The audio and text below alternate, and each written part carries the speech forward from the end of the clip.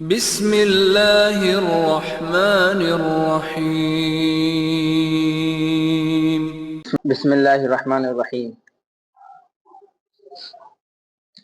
پچھلے سبق میں بات یہاں تک پہنچ گئی تھی کہ اللہ کے رسول صلی اللہ علیہ وسلم کی عمر جب تقریباً 14 یا 15 سال تھی تو ایک جنگ فجار ہوئی تھی، اس میں اللہ کے رسول صلی اللہ علیہ وسلم بھی ایک اعتبار سے شریک ہوئے تھے، اپنے چچاؤں کو تیر پکڑایا کرتے تھے۔ یہاں تک بات ہو گئی تھی۔ اسی میں ایک بات یہ ہے کہ اسی جنگ کے اندر حضرت خدیجہ رضی اللہ عنہ کے والد خویلد اور حضرت خدیجہ رضی اللہ عنہ کے جو شوہر تھے وہ اس میں انتقال کر گئے۔ اسی جنگ کے اندر، جنگ فجار میں، حضرت خدیجہ رضی اللہ عنہ کے والد بھی اور جو ان کے دوسرے شوہر جو تھے وہ بھی اس میں انتقال کر گئے۔ اس کے بعد حضرت خدیجہ رضی اللہ عنہ کے بہت سارے پیغام آئے نکاح کے، لیکن حضرت خدیجہ رضی اللہ عنہ نے کوئی بھی پیغام نکاح قبول نہیں کیا۔ ان کا دل اچھڑ گیا اور انہوں نے نکاح کرنے سے انکار کر دیا اور نے کہا میرا ارادہ فی الحال نکاح کرنے کا نہیں ہے۔ وہاں تک یہ بات پہنچ گئی تھی۔ اس کے بعد اللہ کے رسول صلی اللہ علیہ وسلم تھوڑے تھوڑے بڑے ہوئے تو ایک واقعہ پیش آیا ہے حلف الفضول کا۔ فضول فضل سے، فضل مانے بڑی عظمت والی، یعنی حلف مانے قسم، یعنی ایک اچھی قسم، اس کا ایک ترجمہ کر سکتا آپ اچھی چیز پر قسم کھانا۔ اس کا واقعہ یہ ہوا کہ جیسے ہمارے یہاں ہوتے ہیں نا فیری والے اپنے کپڑے گھر گھر جا کر بیچتے ہیں، اسی طرح پہلے بھی ہوا کرتا تھا، کوئی آدمی اپنے سامان لے گیا تو احتجاج کرتے ہیں، بیچ رہا تھا تو ایک آدمی نے اس کا وہ سامان خرید لیا۔ تو ایک آدمی اپنا سامان لے کر گیا بیچنے کے لیے، تو ایک شخص نے اسے سامان کو خرید لیا اور اس نے پیسے مانگے، نے کہا بھائی عیش کرو، کیونکہ عیش کیسے کرے، پہلے پیسے تو عیش کریں گے، کیونکہ جاؤ ایسے ہی ہے۔ تو اس نے اس کو بھگا دیا اور بیچارہ مجبور تھا، پردیسی تھا، دوسری جگہ سے فیری کرنے والے ایسے ہی تو ہوتا ہے کہ دوسرے علاقے میں جا کے فیری کرتے ہیں، دوسرے علاقے میں جا کے اپنا سامان یا کپڑا وغیرہ جو بھی ہوتا ہے بیچتے ہیں۔ تو اب جب وہ اکیلا ہے اور اس طرف وہ اپنا اسی علاقے کا ہے آدمی، اور وہ آدمی تھا بھی ظالم، جلدی سے کوئی آدمی اس کے منہ نہیں لگتا تھا۔ ایسے ہی ہوتا ہے جو آدمی زیادہ ظلم کرتا ہے، زیادہ گالی گلوچ کرتا ہے، تو ہر آدمی اس سے جلدی سے منہ نہیں لگتا۔ وہ ایک دو کے پاس بھی گیا، اس نے کہا بھائی میرے پیسے دلا دو۔ انہوں نے کہا بھائی کس نے لیے؟ جو فلاں نے لیے۔ تو کہا بھائی ہم اس سے منہ نہیں لگتے، ہم اس کے پاس نہیں جاتے۔ تو لوگوں نے اس کی مدد نہیں کری۔ ہوا یہ کہ وہ ایک پہاڑ کے اوپر چڑھا، اس نے فریاد کری کہ قریش کے لوگوں، مجھ پر قریش ایک آدمی نے، فلاں آدمی نے ظلم کرا ہے، اس نے میرا سامان لے لیا، مجھے پیسے نہیں دیے، اور تم بڑے شریف سمجھے جاتے ہو، تم کسی ظلم نہیں ہونے دیتے، تو مجھ پر ظلم ہو رہا ہے، میری مدد کرو۔ تو قریش کے لوگوں میں سے خاص طور زبیر بن عبد المطلب، جو اللہ کے رسول صلی اللہ علیہ وسلم کے چچا ہیں، پچھلے سبق میں بتلایا تھا کہ اللہ کے رسول کے دو چچا حقیقی چچا ہیں، دو چچا سگے ہیں، 9 چچا اللہ کے رسول کے، 9 میں سے 2 سگے ہیں، یعنی ان کی ماں بھی ایک ہے، باپ بھی ایک ہے۔ اور اس کے علاوہ 7 چچا ہیں، ان کے باپ تو عبد المطلب ہیں لیکن ماں ان کی دوسری ہیں۔ جو حقیقی چچا ہیں ایک تو ابو طالب ہیں، ان کا تذکرہ پچھلے سبق کے اندر آیا تھا، اور ایک ہے زبیر بن عبد المطلب، یہ بھی جو اللہ کے رسول کے چچا ہے، جو حقیقی چچا ہے۔ زبیر بن عبد المطلب نے قریش کے لوگوں کو جمع کیا اور کہا بھائی ہم اس کا حق دلائیں گے۔ سب کو جمع کر کے میٹنگ کری، میٹنگ کرنے کا جس آدمی نے اس کے پیسے لیے تھے اس کے پاس گئے اور اس سے اس کے پیسے دلوائے۔ اس کے بعد آ کر ایک انہوں نے سنستھا بنائی، ایک تنظیم بنائی کہ اب مکہ کے اندر کسی پر ہم ظلم نہیں ہونے دیں گے، کوئی کسی پر ظلم کرے گا تو پوری سنستھا جا کر اس کے خلاف لڑے گی اور بغاوت کرے گی اور اس سے ایک انصاف دلائے گی اس آدمی کو۔ تو زبیر بن عبد المطلب نے یہ قسم لی، لوگوں سے میٹنگ کری، اس میں خاص طور بنو ہاشم اور بنو تیم یہ سب سے آگے تھے۔ بنو تیم ابوبکر صدیق رضی اللہ عنہ خاندان ہے، یہ پہلے ہی بتلایا تھا۔ بنو تیم کے اندر بھی عبداللہ بن جدعان، تو میٹنگ ہوئی ہے عبداللہ بن جدعان کے گھر میں ہوئی، جو بنو تیم میں سے۔ وہاں یہ دونوں بنو ہاشم بنو تیم وہ پیش تھے، اس کے علاوہ اور بھی لوگ تھے، تو وہاں قسم اٹھائی کہ اب ہم کسی پر ظلم نہیں ہونے دیں گے۔ تو اس میٹنگ کے اندر اللہ کے رسول صلی اللہ علیہ وسلم بھی شامل تھے، اس کو کہتے ہیں حلف الفضول، یعنی اچھائی پر قسم کھانا۔ انہوں نے قسم کھائی کہ آج سے ہم کسی پر ظلم نہیں ہونے دیں گے۔ تو اس کے اندر اللہ کے رسول صلی اللہ علیہ وسلم بھی شریک ہوئے، اس کو حلف الفضول کہتے ہیں۔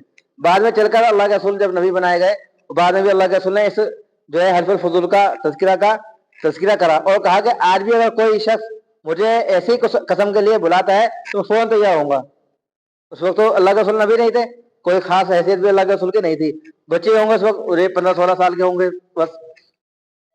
लेकिन अल्लाह के रसूल जो है ऐसी कस्मों के अंदर, ऐसे कामों के अंदर शुरू से ही जो है पहले पेश और आगे आगे रहते थे। तो बाद में भी अल्लाह के रसूल ने जो है इस कसम का जो है तस्करा करा और कहा आज भी कोई अगर हमें किसी जालिम के खिलाफ कसम दिलाता है और इस तरह जो है जमा करता है तो उसकी बात पर जरूर लब्बैक कहूंगा, चाहे वो मेरे मजहब के भी मुखालिफ क्यों ना हो। जैसे अगर कोई गैर मुस्लिम हमें किसी अच्छे काम के लिए मीटिंग के अंदर जोड़े तो उसमें जाने में कोई हरज नहीं है। हाँ, अगर शिर्क बुत परस्ती या गुनाह के काम में जोड़े फिर उसमें जायज नहीं है, उसमें चाहे मुसलमान जोड़े जब भी जायज नहीं है। कोई अच्छे काम के लिए मुसलमान के अलावा कोई हमें बुलाए तो हमें जाना चाहिए, उसमें कोई हरज नहीं है। इससे बात यही पता चलती है एक बात। उसके अलावा जब अल्लाह के रसूल सल्लल्लाहु अलैहि वसल्लम 20 साल के हुए और जो है जवानी के करीब और जवान हो गए तो अल्लाह के रसूल ने तिजारत जो है शुरू की। और अल्लाह के रसूल सल्लल्लाहु अलैहि वसल्लम के अंदर बहुत सारे अखलाक जो है अच्छी आदतें अल्लाह के रसूल के अंदर शुरू से ही थी। नबी बनाए जाने से पहले भी अल्लाह के रसूल बहुत ज्यादा मशहूर हो गए कि अल्लाह के रसूल का जो है सबसे अखलाक जो सबसे अच्छे हैं, बर्दाश्त करने वाले हैं। कोई आदमी कुछ कहे तो अल्लाह के रसूल बर्दाश्त कर लिया करते हैं। अल्लाह के रसूल अमानतदार बहुत है ना, अल्लाह के रसूल बहुत ज्यादा सच्चे हैं। तो ये जो अखलाक थे सब अच्छी आदत थी अल्लाह के रसूल के अंदर जो है शुरू से ही थी। तो जब अल्लाह के रसूल थोड़े से बड़े होने लगे तो इस चीज में वो ज्यादा मशहूर अल्लाह के रसूल हो गए। और नबूवत से पहले ही अल्लाह के रसूल सल्लल्लाहु अलैहि वसल्लम का लक़ब जो है सादिक और अमीन पड़ गया। सादिक माने सच्चे और अमीन माने अमानतदार। कोई अगर आज आपके पास कोई चीज रखवाता है तो पूरी पूरी जो है उसको पाता है। अल्लाह के रसूल पूरी पूरी अदा करते हैं, उसमें थोड़ी सी भी खयानत नहीं होती। इसी तरह अब्दुल्ला बिन हमसा है एक साहबी, उनसे अल्लाह के रसूल को कोई वादा हुआ, कोई जो है मामला हुआ, उन्होंने कहा भाई आप यहीं तशरीफ लगाएं। अल्लाह के रसूल से अब्दुल्ला बिन हमसा रजी अल्लाह अन्हु ने अल्लाह के रसूल से कहा आप यहीं तशरीफ लगाएं, मैं भी जो है आता हूँ और आपके जो पैसे हैं या कोई भी चीज़ है वो आपको दे दूंगा। तो अल्लाह के रसूल को एक जगह बिठा गए और वो जो है चले गए। जाने के बाद उनके ज़हन से निकल गया कि मैं किस काम के लिए आया हूँ, वो अपने दूसरे कामों के अंदर लग गए, काम में लग गए। तो होते होते इस तरह 3 दिन गुजर गए। 3 दिन के बाद उनको जो है याद आया कि मैं तो यार अल्लाह के रसूल यानी मोहम्मद सल्लल्लाहु अलैहि वसल्लम को वहां बिठा कर अल्लाह के रसूल नहीं बने थे। तो जब याद आया तो 3 दिन के बाद जो है उसी जगह गए और वहां अल्लाह के रसूल को वैसे ही यहीं नहीं बैठे वो पाया। और अल्लाह के रसूल से उन्होंने माजरत की। अल्लाह के रसूल ने सिर्फ ये अल्फाज किए कि अब्दुल्ला तुमने जो है मुझे मुश्किल के अंदर डाल दिया, आपने वादा किया तो अब जो है मुझे वादा निभाना है। आपने कहा मैं आऊंगा तो आपका इंतजार में था, बस मैं यहाँ से करा हाजत के लिए ये जो खाने पीने के लिए यहाँ गया हूँ, वो भी दूसरे आदमी को बिठा कर कि अब्दुल्ला आएंगे तो उनसे जो है जो मामला है तो उसको पूरा करना है। वो उससे वादा करके गए कि वो जो है यहाँ आएंगे, उस वादे को निभाने के लिए 3 दिन से यहीं बैठा हूँ।